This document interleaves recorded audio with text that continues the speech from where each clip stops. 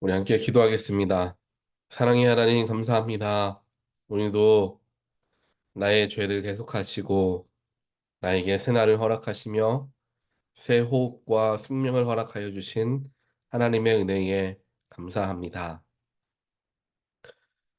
죽음에서 나를 건지신 하나님의 은혜를 늘 기억하며 예수의 십자가는 나의 삶의 날마다 새겨지는 십자가임을 기억하는 삶이 될 수 있도록 하나님 축복하여 주시옵소서.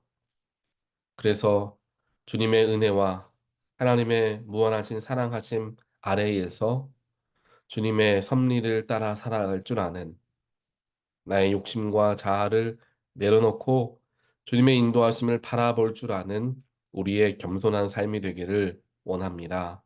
주님 따라가길 원합니다. 주님 만나기를 원합니다.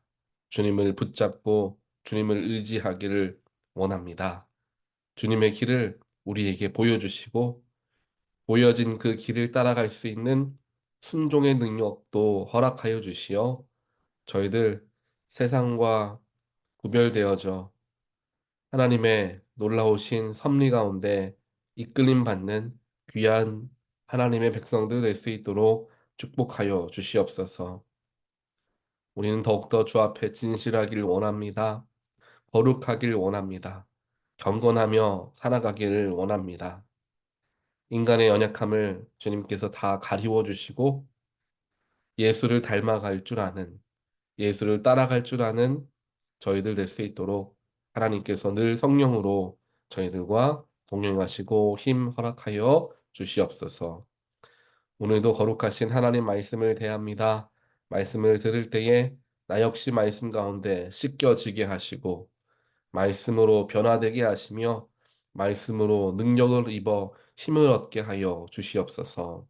이 모든 말씀 예수 그리스도 이름으로 기도합니다. 아멘. 하나님 말씀 함께 보겠습니다.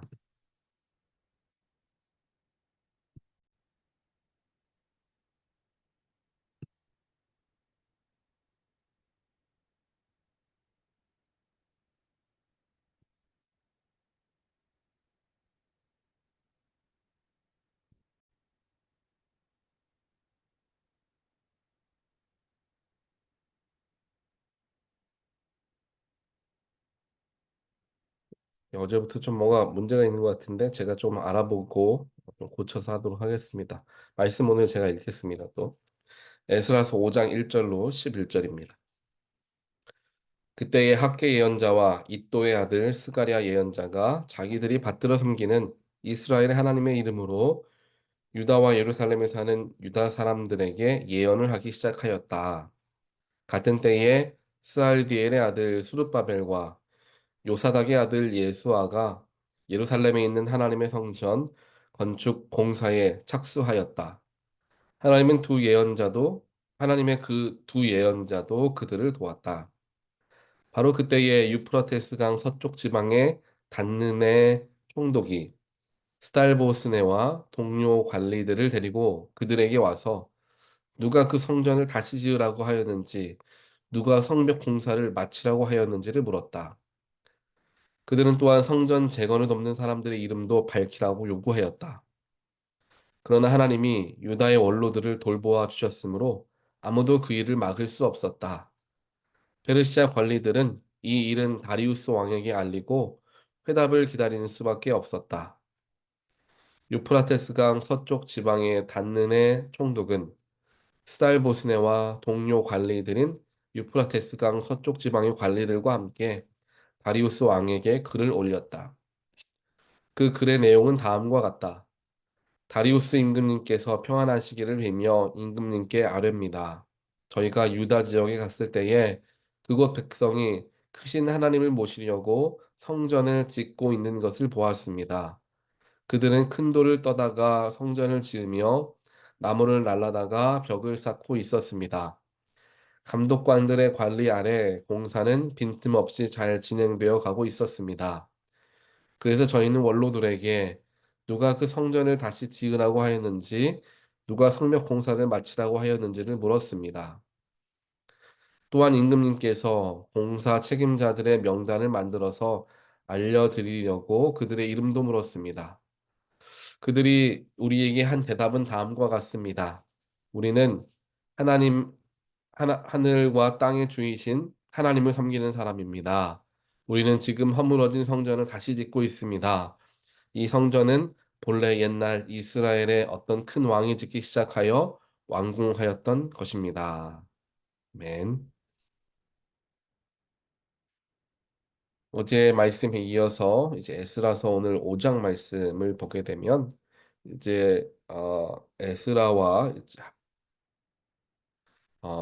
이때 오늘 말씀은 1절에서는 이제 학계 예언자 그리고 그의 아들 스가랴 예언자 이 두 명이 나오고 있습니다.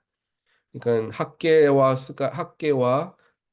성경에서 나오고 우리가 알고 있는 학계와 이 에스라 이 느헤미야 때가 이제 겹치고 있다는 걸 우리가 볼 수가 있죠. 이 선지자 학계와 또 이도의 아들 스가랴 예언자가 있었고요. 또한 그들을 통하여서 하나님께서 성전 건축을 할 수 있도록 더 큰 힘을 실어주기 시작했습니다.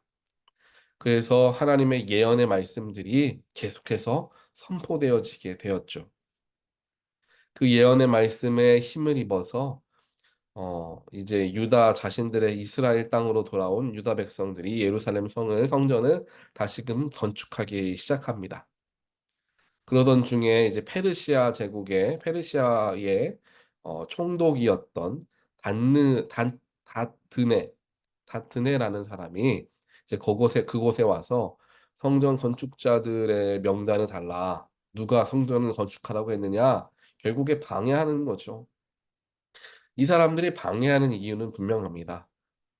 그들이 뭐 이스라엘 백성들이 특별하게 유다 백성들이 성전 건축하는 게 못마땅했다라기보다는 아마 주변에 있었던 나라들과 주변에 이제 크고 작은 민족들이 이 사람들을 부추겼겠죠. 이 총독을 부추겼겠죠. 지금 유다 백성들이 성전을 짓는데 저렇게 놔둬서는 안 된다라고 이야기하며 방해하도록 이제 요구를 한 겁니다. 그래서 그 총독이 어, 다리오 왕에게 서신을 쓰죠. 그래서 왜 이렇게 하는지 돌려서 이야기를 합니다. 왜 그렇게 하는지 모르겠습니다. 뭐 그렇게 하고 있습니다. 뭐 이렇게 이야기하는 것이 아니라 조심스럽게 혹시라도 왕이 직접 명령한 거일 수도 있으니까요. 조심스럽게 그 이야기를 이제 하는 거예요. 그렇게 서신을 쓰면서 이제 대화하는 즉 이스라엘 백성들과 대화하는 내용들도 같이 그 서신에 다 쓰여지게 되는 내용이 바로 오늘 말씀의 내용이 됩니다. 이스라엘 백성들은 그들의 질문에 이렇게 대답을 합니다. 성전을 왜 짓습니까?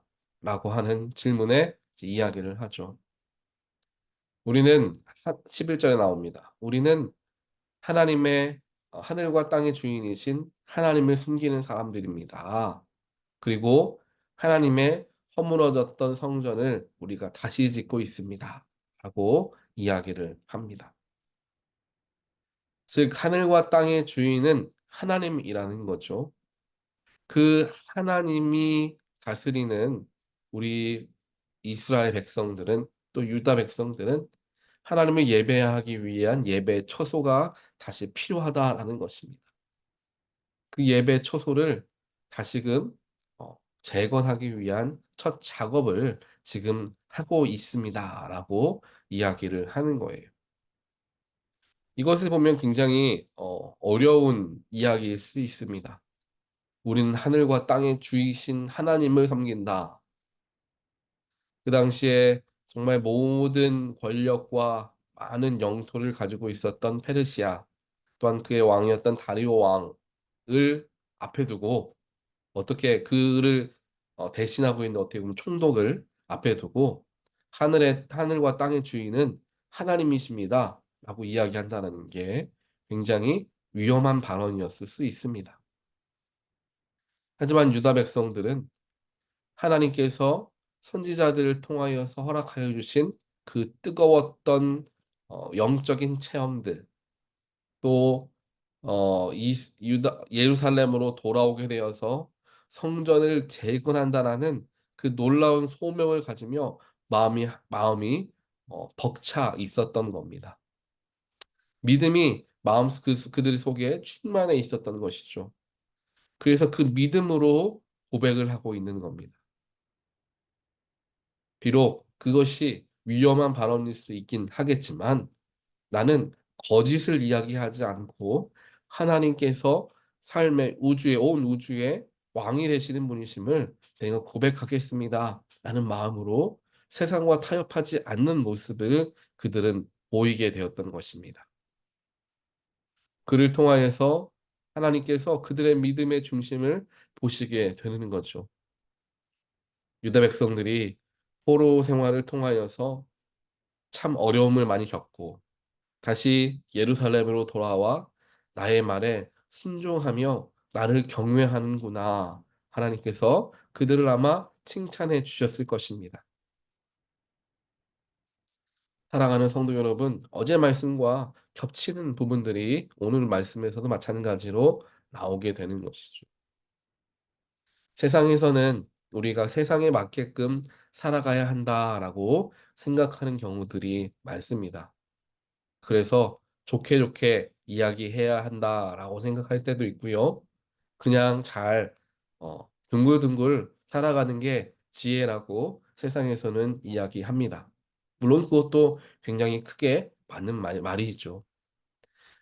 하지만 하나님을 믿는 것 안에서 어찌 보면 양보할 수 있는 것도 있지만 절대로 타협해서는 안 되는 부분들도 있다라는 사실을 우리는 기억해야 한다라는 거예요.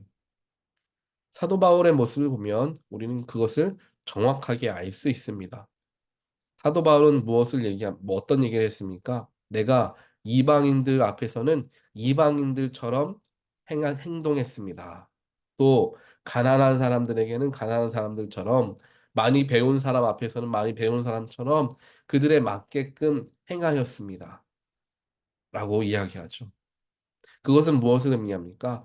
가장 중요한 것을 지키기 위해서 가장 중요한 것을 제외하고는 둥글둥글 살아갔다라는 거예요. 그런데 사도 바울이 절대로 타협하지 못했던 부분들이 있습니다. 끝까지 싸웠던 부분이 있죠. 그건 예수 그리스도의 복음이었습니다. 그 예수 그리스도의 복음이 흔들리는 것에 대해서는 철저하게 싸웠습니다. 교회에 거짓 교사들이 들어왔을 때 둥글둥글 우리가 그냥 그 사람 말도 맞고 우리 말도 맞으니까 이렇게 대했던 게 아니에요. 칼같이 잘라내고 교회에서 쫓아냈습니다.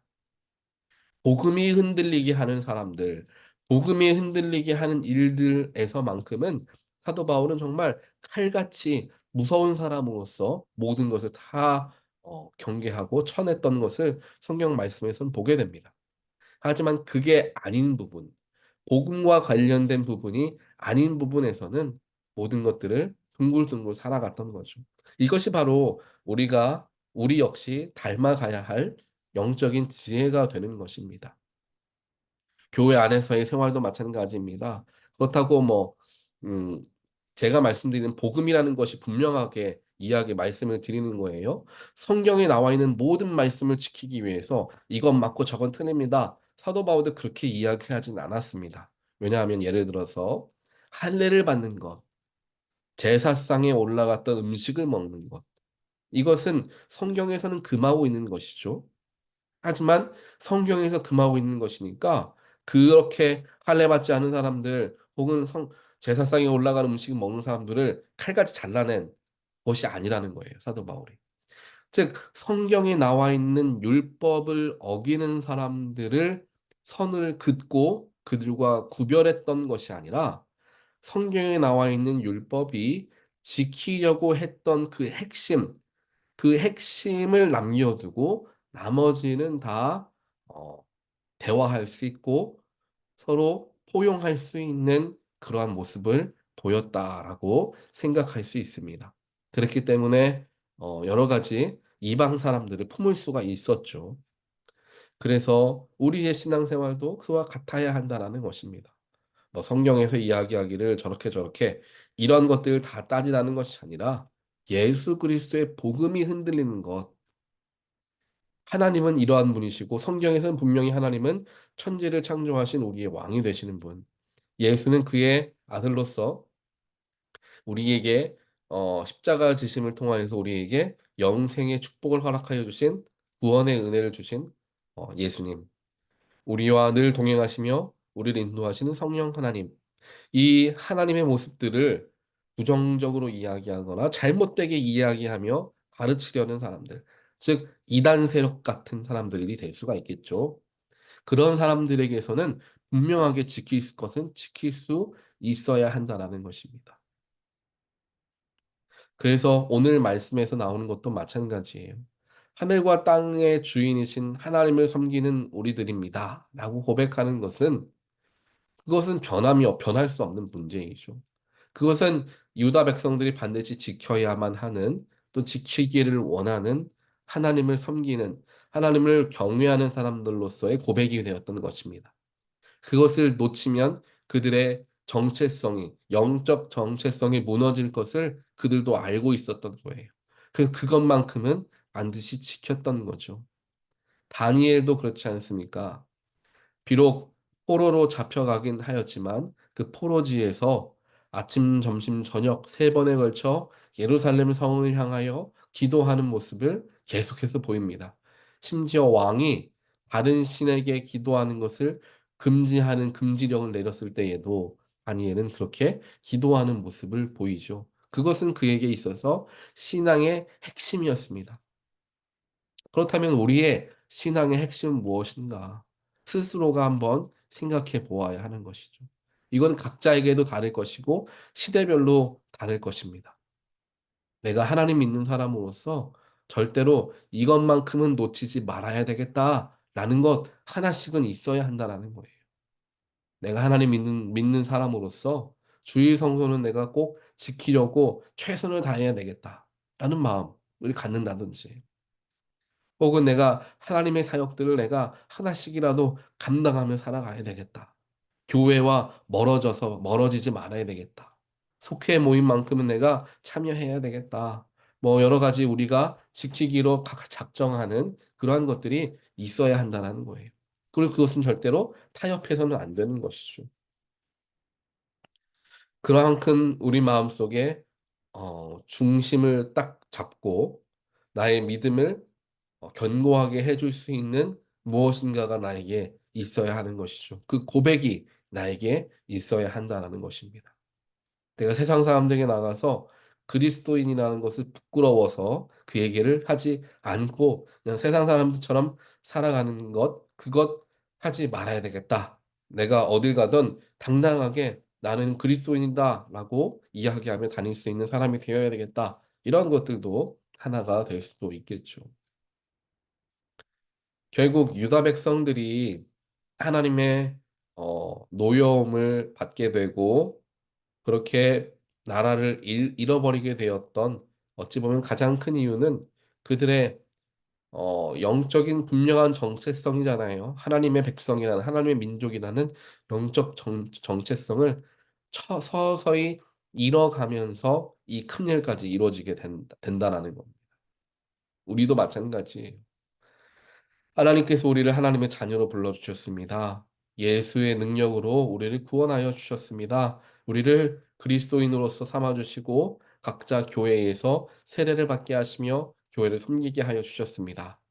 그 크신 은혜와 그 크신 약속의 관계를 우리가 소홀히 하면서 점점 하나님께로부터 멀어지고, 즉, 하나님의 아들, 하나님의 딸이라는 정체성을 잃어버린 채 세상 사람들처럼 살아가는 것이 익숙해져 가는 과정 속에서 우리는 이와 같이 바벨론 포로로 잡혀가게 갈 수밖에 없었던 유다 백성들의 모습과 같은 일들을 삶에서 경험하게 될 수도 있다라는 것이죠.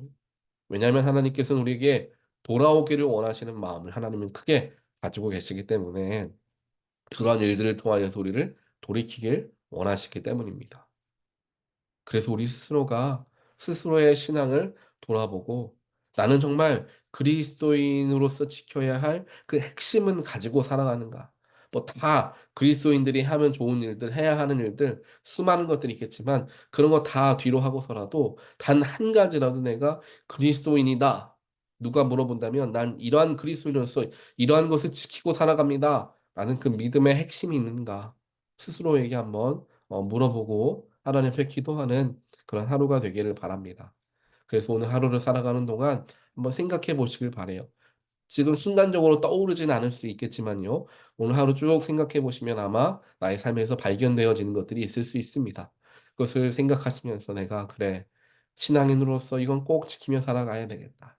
아니면 '새로운 이것을 내가 꼭 붙들고 살아가고자 노력해야 되겠다.'라는 마음으로 삶을 살아간다면 우리는 하나님의 자녀로서 주어진 귀한 정체성을 붙들고 세상을 살아가는 그러한 귀한 그리스도인들이 되어질 줄 믿습니다. 그러한 저와 여러분 되시기를 주님의 이름으로 간절히 축원드립니다. 같이 기도하겠습니다.